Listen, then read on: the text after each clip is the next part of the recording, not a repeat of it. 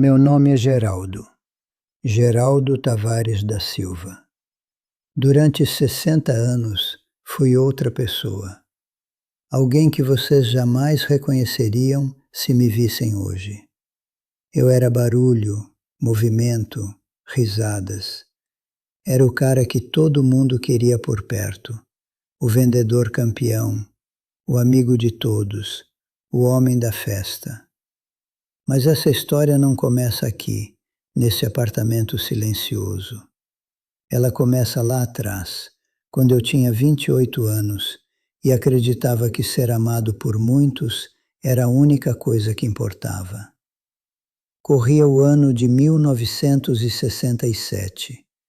Eu trabalhava numa empresa de produtos químicos na Avenida Paulista, vendendo soluções industriais para fábricas do ABC Paulista. Não era um trabalho glamouroso, mas eu transformei aquilo em arte. Tinha lábia, carisma, aquele jeitinho que fazia os clientes assinarem contratos mesmo quando não precisavam.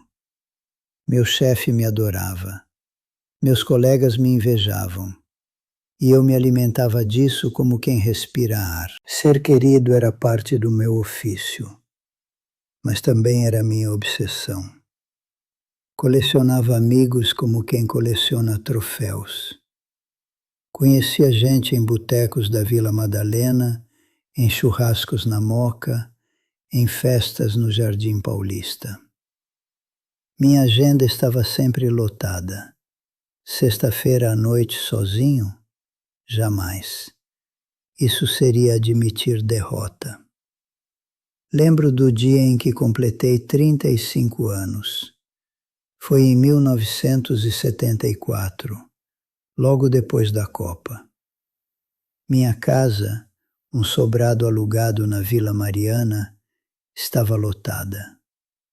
Gente por todo lado. Música de Roberto Carlos e Erasmo no toca-discos. Fumaça de cigarros subindo até o teto. Cerveja gelada, risadas altas, tapinhas nas costas. Todo mundo me abraçava. Todo mundo dizia que eu era especial. Olhei ao redor naquela noite e pensei que tinha construído um exército.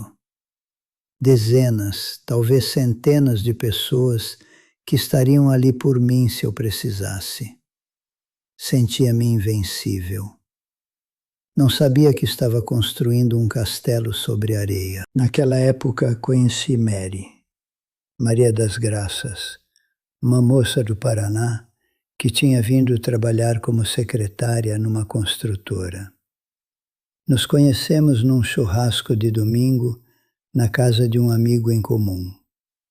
Ela era diferente, quieta, observadora. Não ria das minhas piadas só por educação. Quando ria, era de verdade. E quando ficava séria, era porque algo realmente importava. Casei com ela em 76. A igreja do Ipiranga estava cheia. Convidei meio mundo. Achava que casamento era sobre quantidade, sobre provar que era amado. Mary queria algo intimista, mas eu insisti. Precisava da plateia. Precisava do aplauso. Durante os anos seguintes, nossa casa virou ponto de encontro. Sábados eram sagrados para o churrasco. Domingos, às vezes, recebia a turma do pôquer. Mary cozinhava, servia, sorria. Mas às vezes, quando todos iam embora e sobravam apenas copos sujos e cinzeiros cheios, eu via no olhar dela uma pergunta silenciosa. Será que todo esse barulho realmente significava alguma coisa? Eu ignorava, porque tinha medo. Medo do silêncio. Medo de ficar a sós comigo mesmo e descobrir que talvez eu não fosse tão interessante quanto fingiria ser. Então, enchi a agenda. Almoços de negócios, happy hours, jantares, finais de semana em sítios de amigos, sempre cercado, sempre ocupado, sempre performando. Aos 45, fui promovido a gerente regional. Minha equipe tinha 12 vendedores. Eu os tratava como família. Pagava cervejas depois do expediente. Emprestava dinheiro quando precisavam. Dava conselhos sobre casamento, sobre filhos, sobre carreira. Achava que estava investindo. Achava que quando envelhecesse, poderia sacar todo aquele carinho acumulado. Não entendia que estava apenas sendo útil. Mary sempre foi mais sábia. Ela tinha 2 amigas próximas, apenas 2. A Conceição, da época de escola no interior, e a Dona Neuza, nossa vizinha. Não precisava de mais ninguém. Dizia que preferia a profundidade à largura. Eu ria dela. Chamava de antissocial. Hoje entendo que ela já sabia de tudo que eu levaria décadas para aprender. Os anos foram passando. 90, 2000, 2005. Eu continuava na correria, mas algo começou a mudar. Alguns amigos se mudaram para o interior. Outros começaram a adoecer. As festas ficaram menores. Mas eu ainda me agarrava à ilusão de que tinha uma rede sólida ao meu redor. Então veio a aposentadoria. 2010. 65 anos. Festa na empresa, relógio de ouro, discursos emocionados. 50 pessoas vieram me abraçar. Choraram comigo. Prometeram manter contato. Me convidaram para almoçar na semana seguinte. Eu acreditei. Nos primeiros 3 meses, ainda recebi alguns telefonemas, alguns convites para almoço. Mas percebi que as conversas ficavam estranhas. Eles falavam sobre projetos novos, sobre reuniões, sobre gente que eu não conhecia mais. Eu não tinha mais o que contribuir. Não sabia das fofocas internas. Não podia ajudar em promoções. Não era mais parte daquele mundo. 6 meses depois da aposentadoria, parei de receber ligações. Tentei ligar para alguns. Estavam ocupados. Sempre ocupados. Entendi então que eu nunca tinha sido amigo deles. Era apenas parte da rotina. Um colega útil. Quando a utilidade acabou, o vínculo também acabou. Dói admitir, mas foi aí que comecei a entender a diferença entre presença e importância. Ainda assim, eu me apegava à ilusura de que tinha amigos de verdade. Os caras do pôquer, os casais que frequentavam nossa casa, gente que conhecia há décadas. Mas então veio a segunda onda, e essa foi devastadora. Mary começou a sentir dores em 2012.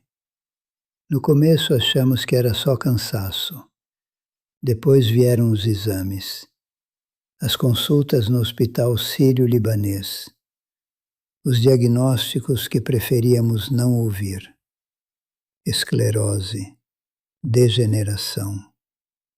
Palavras complicadas para dizer que o corpo dela estava falhando aos poucos. Nossa rotina mudou completamente. Não havia mais churrascos, não havia mais festas. A casa, antes cheia de gente, virou um espaço de silêncio, remédios e preocupação. E foi nesse momento que o grande filtro aconteceu. Foi quando descobri quem realmente se importava. As pessoas têm medo do sofrimento alheio. Quando alguém próximo adoece, vira um espelho do futuro que todos temem. No começo, nossos amigos ligavam. Perguntavam como Mary estava, mas queriam respostas curtas. Queriam ouvir que estava tudo bem, que ela ia melhorar logo. Quando eu falava da dor real, das noites sem dormir, do medo constante, sentia o desconforto do outro lado da linha. As ligações foram ficando mais espaçadas. Os convites pararam. O grupo se dispersou como fumaça. Mary precisou de ajuda para tudo. Eu me tornei enfermeiro, cozinheiro, companheiro em tempo integral. E aos poucos fui desaparecendo do radar social. Ninguém me convidava mais porque sabiam que eu não poderia ir. E quando não podem contar com você, param de pensar em você. Ela partiu em 2015, depois de 3 anos lutando. O velório no cemitério do Morumbi ficou cheio. Flores por todo lado, abraços, palavras bonitas. Todo mundo dizia que, se eu precisasse de algo, era só ligar. Eu precisava de tudo. Precisava de alguém que sentasse comigo no escuro. Precisava de ajuda com a casa. Precisava de presença, não de discurso. Tentei ligar para alguns. Estavam ocupados. Filhos, trabalho, problemas próprios. Entendi que, entre as 100 pessoas que um dia chamei de amigas, eu era apenas um personagem secundário em histórias alheias. Minha cena tinha acabado. Se esta história te interessou, não se esqueça de se inscrever no nosso canal e diga-nos de que cidade você nos está vendo. Continuamos. Prometo que essa vai ser a melhor história que você vai escutar na sua vida. Passei os primeiros anos depois da partida de Mary em estado de ressentimento. Sentia-me traído, enganado. Como todos aqueles anos de investimento emocional podiam simplesmente evaporar. Como as pessoas que juraram estar ao meu lado podiam desaparecer assim. Eu ruminava essa dor todos os dias. Acordava com raiva, dormia com mágoa. Mas o silêncio, aquele silêncio que eu sempre temi, começou a me ensinar coisas. Aos 76 anos, morando sozinho neste apartamento que Mary e eu compramos em 2000, comecei a perceber detalhes que nunca tinha notado antes. A luz da manhã atravessando a janela da sala. O som dos pássaros no pequeno jardim do prédio. O gosto do café que eu mesmo preparava, sem pressa, sem precisar fingir estar bem para ninguém. Um dia, folheando velhos álbuns de fotos, encontrei uma imagem da minha festa de 35 anos. Aquela multidão, aquelas risadas. E então me perguntei algo perturbador. Quantas daquelas pessoas realmente me conheciam? Quantas sabiam dos meus medos? Quantas eu poderia acordar às 3 da manhã para desabafar? A resposta era clara: nenhuma. Comecei a ler mais. Sempre gostei de ler, mas nunca tinha tempo. Agora, tempo era tudo que eu tinha. Li sobre filosofia, sobre estoicismo, sobre a natureza das relações humanas. E foi num livro velho, tradução de Aristóteles que comprei no Macebinho da Rua da Consolação, que encontrei palavras que mudaram minha perspectiva. Aristóteles falava sobre 3 tipos de amizade. A primeira era a amizade por utilidade. São os colegas de trabalho, os parceiros de negócios. Enquanto existe troca prática, a relação funciona. Quando a utilidade acaba, o vínculo também acaba. Não há traição nisso. É apenas a natureza do acordo. Percebi que a maioria dos meus 50 colegas de empresa se encaixava ali. Eles não eram falsos, eram apenas práticos. A segunda era a amizade por prazer. São os companheiros de festa, de risadas, de diversão. Gostam de você enquanto você é leve, interessante, animado. Quando a tristeza entra em cena, quando a doença aparece, eles se afastam. Não porque sejam maus, mas porque buscam leveza, não peso. A turma do churrasco, os amigos do pôquer, a maioria se encaixava nessa categoria. Queriam o Geraldo da piada pronta, não o Geraldo cansado e preocupado. E a terceira, a mais rara, era a amizade por virtude. Aqueles que amam sua essência, que desejam seu bem, mesmo sem ganhar nada em troca, que ficam quando tudo desmorona. Em uma vida inteira, talvez encontremos um ou dois assim. Para mim, foi Mary. E talvez o Joaquim, meu companheiro da época do serviço militar, que me visitou 3 vezes depois que Mary partiu, sem pedir nada, apenas para estar presente. Só isso. 2 em 87 anos. O erro não estava nas outras pessoas. O erro estava em mim. Eu tentava transformar cobre em ouro. Esperava a profundidade onde só havia conveniência. Exigia a lealdade eterna de quem só prometeu companhia temporária. A decepção era minha, não deles. Aos 79 anos, algo mudou em mim. Comecei a cultivar o silêncio de propósito. Desliguei o telefone fixo. Parei de checar e-mails obsessivamente. Reduzi as saídas ao mínimo. E, para minha surpresa, a solidão começou a se transformar em outra coisa. Em solitude. Percebi que solidão e solitude são completamente diferentes. Solidão é pobreza interior. É precisar de barulho externo para abafar o vazio interno. Solitude é riqueza interior. É estar bem consigo mesmo. Quando eu tinha 100 amigos, fugia de mim. Não suportava a minha própria companhia.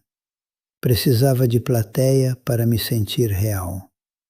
Agora, aos 87, passo horas apenas observando. A luz mudando ao longo do dia. As nuvens se formando e se desfazendo. Recordo sabores antigos. O bolo de fubá da minha mãe. O cheiro da chuva em Santo André, onde cresci. Releio livros que amei. Ouço música que realmente gosto, não o que está na moda. Descobri que sou boa companhia para mim mesmo, e isso é libertador. Tenho um pensamento que me visita com frequência. Se uma pessoa não consegue ser feliz sozinha num quarto vazio, ela tampouco será verdadeiramente feliz num salão cheio de gente. Porque a felicidade não vem de fora, vem de dentro. E eu passei 60 anos procurando no lugar errado. Outro segredo que aprendi foi sobre perdão. Durante anos, guardei mágoa das pessoas que se afastaram. Achava que eram egoístas. Hoje entendo que a maioria das pessoas não é falsa, é apenas exausta. Cada um trava batalhas invisíveis, preocupações com dinheiro, medos sobre saúde, responsabilidades com filhos e netos. Esperar que eles também carreguem o peso da minha dor era talvez excessivo. Perdoar foi abandonar a fantasia de que alguém viria me salvar. Entender que salvação é trabalho solo. E tem o último segredo, que aprendi tarde, mas aprendi bem. É melhor profundidade do que largura. O mundo moderno adora números. Quantos amigos você tem? Quantas pessoas foram no seu aniversário? Quantos seguidores? Mas a pergunta real é outra. Quem permanece quando a vida fica difícil? Confetes são bonitos quando caem, mas desaparecem em segundos. Diamantes são raros e duram para sempre.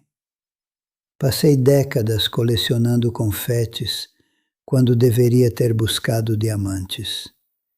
Mary era diamante. Joaquim era diamante. O resto era brilho temporário. Hoje, meu telefone celular toca talvez uma vez por mês. É a Daniela, sobrinha de Mary, que liga para saber se estou bem. Converso com ela por 10 minutos. É o suficiente. Não preciso mais de multidões. Não preciso mais representar um papel social. Não preciso concordar com o que não acredito só para pertencer. Cheguei ao que chamo de estado zero. Não é vazio, é clareza, é paz. É a sensação de finalmente ter parado de fugir. Durante 80 anos corri. Corri da solidão, do silêncio, de mim mesmo. Agora finalmente parei. E descobri que não havia nada a temer. As manhãs aqui são tranquilas. Acordo quando o corpo pede. Faço meu café. Sento na varanda pequena e observo a cidade acordar lá embaixo. São Paulo nunca dorme, dizem. Mas daqui de cima, com a distância certa, até São Paulo parece em paz. Tem gente que ao ouvir minha história sente pena. Imagina um velho abandonado, esquecido pelo mundo. Mas eu rejeito a compaixão. Não quero piedade. Quero que sintam inveja. Porque conquistar esse silêncio foi a maior vitória da minha vida. Aprendi que não preciso ser amado por 100 pessoas. Preciso me amar o suficiente para estar bem comigo. Outro dia, olhando pela janela, vi um jovem na rua. Terno, gravata, celular colado na orelha, suando, acelerado. Me lembrou de mim aos 30, desesperado por aprovação, cercado de vozes e ainda assim profundamente sozinho.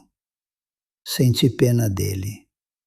Pena do Geraldo jovem que não sabia que toda aquela correria era fuga. Se eu pudesse voltar no tempo e dar um conselho para aquele rapaz de 28 anos, diria o seguinte: não acumule pessoas, cultive conexões reais.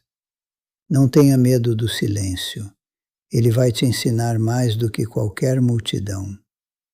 Não confunda barulho com significado. E, acima de tudo, aprenda a ser sua própria companhia, porque no final é a única garantida. Mary me ensinou isso sem palavras. Ela nunca precisou de 100 amigos porque bastava a si mesma. Tinha 2 ou 3 vínculos profundos, e isso era mais do que suficiente. Enquanto eu corria atrás de aplausos, ela cultivava raízes. E raízes, diferente de aplausos, sustentam quando o vento sopra forte. Hoje, olho para trás sem arrependimento. Claro, gostaria de ter aprendido tudo isso mais cedo. Mas a vida tem seu tempo.